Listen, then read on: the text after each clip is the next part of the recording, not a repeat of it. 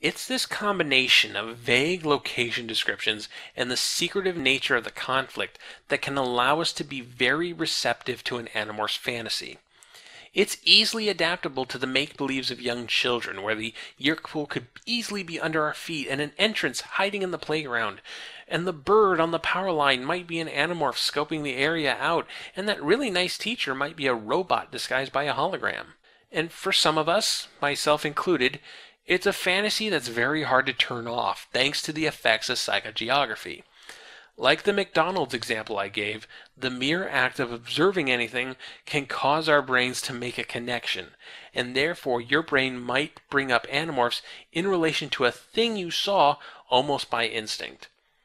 Which brings us to Alternamorphs, which is basically two pre-designed Animorph fantasies built around pre-existing books in the series. But outside of being merchandise, what's the point when literally everything around us can induce our own personalized Animorphs fantasy?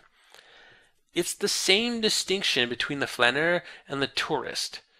When we are existing in a space and our minds conjure up Animorphs around us, we are being an Animorphs flaneur. When we walk through a pre-packaged narrative built around seeing all the famous landmark moments of the books, we are being an Animorphs tourist.